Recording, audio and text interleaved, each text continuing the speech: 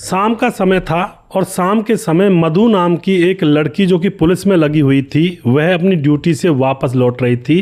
तो railway station पर जैसे वह घर के लिए जाने के लिए ट्रेन पकड़ने के लिए आती है तो रेलवे स्टेशन पर वह देखती है एक 24 साल का लड़का जो कि देखने में बेहद खूबसूरत, जिसके चेहरे से मानो जैसे गुलाब के पंखुड़ियों की जैसे खिलने की सी भाव भंगिमा नज़र आ रही हो। उसको वह देखती है तो उसके पास बैठ जाती है, कहती है तुम भिखारी तो नहीं लगते। अब वह जो लड़का होता है उसकी तरफ मुस्कुरा जाता है, हाँ मैडम मैं भिखारी तो नहीं लगता हूँगा क्योंकि मैं अभी नया नया भिखारी बना हूँ। उसके बाद वो मैडम कहती है क्या परेशानी हो गई जो तुम यहाँ पर इस तरह से भीख मांग रहे हो, कुछ काम धंधा करो। लेकिन दोस्तों अब यहाँ पर वह भिखारी कहता है मैडम काम धंधा तो कोई देता ही नहीं है और मैं भूखा भी हूँ कई दिन से। उसके बाद वह उस भिखारी से बोली चलो मेरे साथ, मैं तुम्हें खाना खिलाऊंगी। और उसके बाद दोस्तों वह अपने साथ उस भिखारी को अपने घर ले जाती है और सहेली खुशी को शाम के समय फ़ोन करके वो अपने घर पर बुलाती है। भिखारी वहीं पर ठहरा हुआ था, दोनों महिलाएं शराब पीती हैं और उसके बाद वह दोनों महिलाएं जो होती हैं भिखारी वाले कमरे में, जो भिखारी लड़का ठहराया हुआ था उस कमरे में चली जाती हैं। और फिर दोस्तों रात में दरवाज़ा अंदर से बंद कर लिया जाता है और उसके बाद जो कहानी इस घटना के अंदर घटित होती है बड़ी ही विचित्र है और इन चीज़ों से हमें बहुत कुछ सीखने को मिलता है। पूरी कहानी ज़रूर देखिएगा और वीडियो को लास्ट तक ज़रूर सुनिएगा। नमस्कार, मैं हूं सुदेश कुमार और तिरछी बात चैनल में आपका स्वागत है। दोस्तों यह घटना राजस्थान के एक शहर के अंदर घटित होती है जहां पर दीपक नाम का एक 24 साल का लड़का होता है और वह उस शहर के बगल में जो गाँव होता है वहाँ पर वह रहा करता है। पिता का नाम होता है अवतार सिंह और पिता उस गांव का मुखिया होता है। और जो दीपक होता है वह थोड़ा अहंकारी टाइप का था, यानी कि उसके अंदर अहंकार कूट कूट कर भरा हुआ था। और एक दिन क्या होता है दोस्तों, वह गांव की लड़कियों के ऊपर गंदी नज़र भी रखा करता था। एक दिन क्या होता है, गांव की एक विधवा औरत होती है जिसका नाम होता है मंजू, उसके घर में वह घुस जाता है। लेकिन मंजू शोर शराबा मचा देती है तो इतने में ही गांव के लोग इकट्ठे हो जाते हैं और उसके बाप को भी बुलाया जाता है। बाप उसका सरपंच था गाँव के अंदर, तो ज़्यादातर लोग कुछ कहते नहीं हैं, लेकिन जो पिता होता है उसके ऊपर पिटाई लगा देता है और कहता है क्या हमने तुझे यही संस्कार दिए थे। अब उसकी बुरी तरह से पिटाई कर दी जाती है। तो उसके बाद दीपक को बहुत बुरा लगता है और दीपक अब गांव छोड़ करके शहर की तरफ चला जाता है क्योंकि वह सोचता है कि यहाँ तो बहुत बदनामी हो गई, अब यहाँ पर रहना मुश्किल है। तो वह शहर में चला जाता है। शहर में खूब काम मांगता है इधर उधर, लेकिन उसको कोई काम नहीं मिलता है। अब वह स्टेशन पर बैठा हुआ था, देख रहा था कि अब कैसे काम चलेगा। तभी उसने एक भिखारी देखा और उस भिखारी को अपने पास बुला लिया, उससे बातचीत की कि कितना कमाते हो, कैसे गुजारा होता है। तो भिखारी बताता है कि साहब हम तो एक एक दिन में कई बार तो 2-2 हज़ार रुपये कमा लेते हैं। यह भिखारी की कमाई देख करके अब जो यह दीपक होता है इसके मन में भी लालच जाग जाता है और यह भी अब वहीं पर बैठ करके भीख मांगने लगता है। और इसके पास पैसे आने भी लगते हैं, उनसे खाना वगैरह खा लिया करता, चाय वगैरह पी लिया करता और कई बार शाम को पौवा का इंतज़ाम हो जाता, यानी कि शराब का इंतज़ाम हो जाता और वहीं पर वह पड़ा रहता। अब दोस्तों क्या होता है, एक लड़की होती है 32 साल की जिसका नाम होता है मधु और जो कि विधवा है, पति की मौत हो चुकी है और वह पुलिस विभाग में कार्यरत है, पुलिस कांस्टेबल है। अब वह अकेली है, घर बहुत अच्छा है उसका, रोज़ आती जाती है उसी स्टेशन से। तो अब क्या होता है, एक शाम जो पुलिस वाली होती है मधु, उसकी नज़र दीपक पर पड़ जाती है जब वह वापस घर की तरफ लौट रही थी। दीपक को देखते ही उसके तन बदन में कुछ मचलन सी पैदा हो जाती है। उसके पास जाती है कि ये यहाँ पर भीख क्यों मांग रहा है, लगता तो नहीं है भिखारी सा। उसके पास बैठकर सीधा ही अक्सर ये कहती है कि तुम भिखारी से लग तो नहीं रहे हो और इस ठंड में यहाँ पर बैठे हुए कांप रहे हो, तुम्हें कोई काम धंधा नहीं है, कोई काम धंधा ढूंढ लो और अपना काम आगे बढ़ाओ। लेकिन दोस्तों वह भिखारी उसकी तरफ जब देखता है, 32 साल की भले ही थी मधु, लेकिन शरीर का कटाव छटाव, यानी कि सुंदर सी आँखें और उसके जो चेहरा था उसका हाव भाव बहुत अच्छा लग रहा था, बहुत ही सुंदर वह पुलिस वाली थी। तो जो लड़का होता है वह पुलिस वाली की तरफ जब देखता है तो उसके ऊपर मोहित हो जाता है और अगले ही क्षण वह कह देता है कि मैडम काम धंधा कहीं मिलता ही नहीं है, क्या करूं, मजबूरी में भीख मांगनी पड़ रही है। अब मैडम उसकी तरफ देखती है, काफ़ी देर देख करके वहीं पर मेज सी पर बैठ जाती जो कुर्सियाँ बिछी रहती हैं। फिर वह उसके मन में एक विचार आता है, वह वापस उस भिखारी के पास आती है और उससे कहती है कि ऐसा करो, चलो मेरे साथ, मैं तुम्हें अपने घर में काम दूंगी और वहाँ पर मेरे घर का काम कर दिया करना। अब तो भिखारी तो उसके साथ रहना चाहता था, क्योंकि उसको उसकी शक्ल सूरत बहुत सुंदर लग रही थी दीपक को। अब तो उसके साथ वह हो लेता है और ये दोनों फिर अब मैडम के घर में पहुंच जाते हैं। मैडम का घर बहुत ही आलीशान था, मानो जैसे कोई बड़ी महारानी पटरानी हो। अब उसके जो कहते हैं ससुराल वालों की प्रॉपर्टी थी, वो जहाँ शादी होकर आई थी, और सास ससुर पहले ही मर चुके थे, पति की मौत पीछे हो चुकी थी, और उसके बाद प्रॉपर्टी उसकी ही थी सारी की सारी। अब यहाँ पर क्या होता है दोस्तों, जैसे ही वह घर के अंदर जाते हैं तो वहाँ पर जो ये लड़का होता है, इसको अच्छे कपड़े पहनाए जाते हैं मैडम के द्वारा, अच्छे जूते, अच्छे कपड़े, इसके बालों की कटिंग अच्छी से करवा देती है और अपने घर में काम समझा देती है कि देखो यहाँ पर तो बर्तन मांजे जाएंगे, यहाँ पर झाड़ू लगेगा, यहाँ पर पोछा भी लगेगा, और जो ये बाहर पेड़ पौधे लगे हुए हैं गमलों में, इनको पानी देना होगा सुबह शाम। काम उसको समझा दिया जाता है और उसके बाद उसे एक कमरा दे दिया जाता है। अब जैसे ही शाम होती है, शाम को जो मैडम होती है, इसके मन में भी बुलबुले फूट रहे थे इस दीपक नाम के लड़के से मिलने के।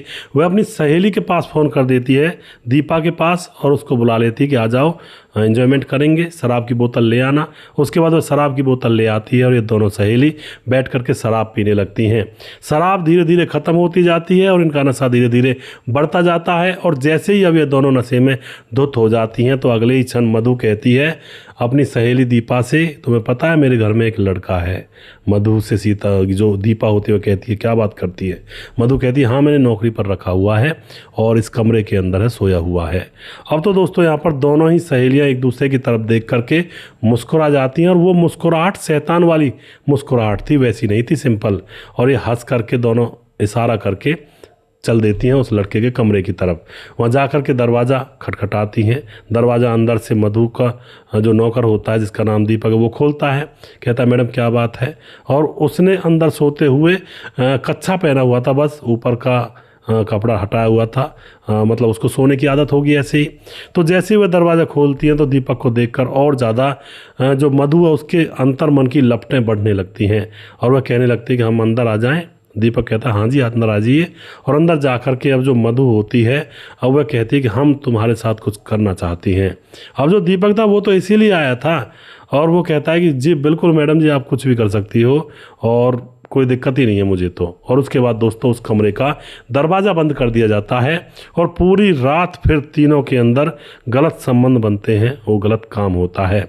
और अब तो दोस्तों इसी तरह से सिलसिलेवार यह काम होने लगा था, कभी एक दिन में कभी 2 दिन में दोनों सहेलियां आती, दोनों इकट्ठा उसके साथ संबंध बनाती। अब इसी तरह से मामला धीरे धीरे चलता चला जाता है। लेकिन दोस्तों जैसे ही दीपक देखता है कि दोनों सहेलियों के पास पैसा काफ़ी है, घर मकान भी अच्छे हैं, दूसरी सहेली जो है वो भी पुलिस में है, तो पैसा तो इनके पास अच्छा है। एक दिन वह क्या करता है दोस्तों, तीनों का वीडियो बना लेता है। जब वह संबंध बना रहे होते हैं तो वह चुपचाप फ़ोन के कैमरे को चालू करके छुपा देता है और उसका वीडियो बन जाता है।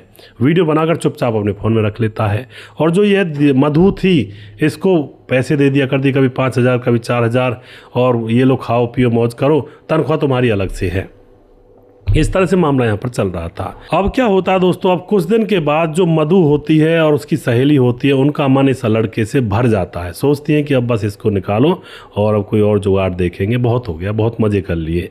अब इससे कहने लगते हैं दीपक अब तू कहीं और काम देख ले, अब हमें तुम्हारी ज़रूरत नहीं है। लेकिन दोस्तों दीपक यह देखते ही थोड़ा सा घबरा जाता है कि यार अच्छा खासा पैसे का काम चल रहा था, दारू पीने के लिए इनके पास ही मिल जाती थी, शराब और शबाब दोनों यहाँ पर मिल रहे थे और पैसे मिल रहे थे। अब तो बात बिगड़ जाएगी, फिर से भीख मांगनी पड़ेगी। अब जो दीपक होता है अपने उस शस्त्र को निकालता है जिसको अपने पहले से बनाकर छुपाया हुआ था, यानी कि उनका वीडियो। और उसके बाद दीपक कहता है कि अगर तुम मुझे निकालोगी तो मेरे पास तुम्हारा वीडियो है और इस वीडियो को मैं वायरल कर दूंगा और फिर देखता हूँ तुम कैसे रहोगी। यह देखते ही दोनों पुलिस वाली बड़ी परेशान, हैरान, उनके तो पाँव के नीचे से मानो जैसे ज़मीन खिसक गई हो कि हम तो अब बदनाम हो जाएंगे। और बदनामी के बाद ज़िंदगी बहुत कठिन हो जाती है दोस्तों। अब वह उससे हाथ जोड़ने लगती है कि तू ऐसा मत कर, ये वीडियो डिलीट कर दे। लेकिन दीपक कहता है कि मुझे पैसे चाहिए, 2 लाख रुपए दे दो। उसके बाद वह 2 लाख रुपए उसे दे देती है और वह वहाँ से चला जाता है। फिर से आता है वह और उनके साथ संबंध बनाने की गुजारिश करता है, संबंध बनाता है दोनों के साथ, और फिर डिमांड रख देता है कि मुझे 3 लाख रुपए और चाहिए। फिर 3 लाख, 2 लाख, 4 लाख, इसी तरह से 15 दिन के अंदर 15 बार ही तो वह संबंध बनाता है उनके साथ आकर के। और संबंध बनाने के बाद वह उनसे डिमांड करता है लाखों में, और तकरीबन 18 और 20 लाख रुपए उन दोनों से खींच चुका था, यानी कि एक लड़की से थोड़े ला कर लिया करता था, दोनों से 2-2 लाख मांगा करता था, दोनों की इज्जत उसमें कैद थी। तो इस तरह से 18-20 लाख रुपए उनके जा चुके थे मैडमों के, और उनके अकाउंट खाली हो चुके थे, भूखे मरने की नौबत आ चुकी थी। अब वो इतनी परेशान हैरान कि अब क्या होगा, ये तो अब भी नहीं रुक रहा, वीडियो को डिलीट करता ही नहीं है और हमारे व्हाट्सएप पर फिर से भेज देता है, हमारे सामने वीडियो को डिलीट करके चला जाता है। अब दोस्तों यहाँ पर वे परेशान हैरान, सोचती हैं क्या करें। तो वो एक बहुत बढ़िया डिसीजन लेती हैं, जो डिसीजन उनको पैसे जाने से पहले लेना चाहिए था। कम से कम 18-20 लाख रुपए जाते तो नहीं, वह सीधा पुलिस थाने में जाती जहाँ पर काम करती हैं और अपने एक सहपाठी जो पुलिस वाला होता है और उसको बताती हैं, और शंकर नाम का होता है सिपाही, इंस्पेक्टर होता है। और वह पहले तो इनको डांटता है कि तुमने ऐसा क्यों किया, तुम ऐसे किसी के चुंगल में फंस गई, कितनी बदनामी होगी पुलिस की। और उसके बाद दोस्तों वह कहता है चलो चिंता मत करो, मैं देखता हूँ। और फिर इस दीपक को उठाया जाता है, अच्छी तरह से रेलम पिलाई की जाती है इसकी, और फिर दीपक कसम खा कर कहता है मैं डिलीट कर दूंगा जी, डिलीट। लेकिन अब पुलिस वाले कहते नहीं, अब डिलीट नहीं करवाना, अब तो तुझे कोर्ट में देना है, तुझे सज़ा दिलवानी है। और उसके बाद दोस्तों इसको कोर्ट में पेश किया जाता है और 24 जून 2023 को इसको 5 साल की सज़ा सुनाई जाती है और फिलहाल ये जेल में ही है। तो बुरे कर्म का बुरा नतीजा दीपक को मिला, लेकिन बुरा कर्म तो वो मैडम भी कर रही थी, उनको नहीं मिला। पर चलो ये तो अपनी अपनी बात है भैया, कानून के अंदर तो यह कोई बुरा कर्म नहीं माना जाता है कि जो जवान है अपनी मर्जी से किसी के साथ संबंध बना सकते हैं। पर समाज की नज़र में तो ये बुराई था, जो मैडम थी वो इस तरह से घर में शराब पीकर किसी गैर पुरुष को बुला कर रखती, तो समाज की नज़र में तो ये बहुत बुरा काम था। लेकिन दोस्तों उस लड़के को उसकी सज़ा मिल गई, इन लड़कियों की जान जाते जाते बच गई, वरना ये कोई गलत कदम उठा देती तो जान से चली जाती, नौकरी से चली जाती, ज़िंदगी से चली जाती, घर बार सब खराब हो जाता। तो आप जो भी कुछ कहना चाहते हैं अपनी राय कमेंट बॉक्स में लिख सकते हैं और लोगों के साथ शेयर कर सकते हैं। दोस्तों वीडियो के लास्ट में कुछ भाइयों के नाम जरूर लेना चाहूँगा। हमारे साथ राधेश्याम शर्मा सिरसी जयपुर राजस्थान से हैं, राजकिशोर चौरसिया महाबलेश्वर महाराष्ट्र से हैं, छगन दास खारडा बांध राजस्थान से हैं, और उसके बाद सुशील चौधरी हमारे भाई कमेंट करते हैं, राम मोहम्मद यासीन लाहौर पाकिस्तान से कमेंट करते हैं, और उसके बाद हमारे साथ हैं मुनमुन श्रीवास्तव हैं जो कि गोपालगंज बिहार 28 से हैं। उसके बाद सर्वेश कुमार कमेंट करते हैं, और उसके बाद हमारे साथ रजत सैनी कमेंट करते हैं, एस बाबू कमेंट करते हैं, सुधीर गौतम है, मुकेश कुमार यूपी 83 से हैं, राजेंद्र धेरू कमेंट करते हैं, सुरजीत सूरज डी हमारे भाई फिजी से कमेंट करते हैं,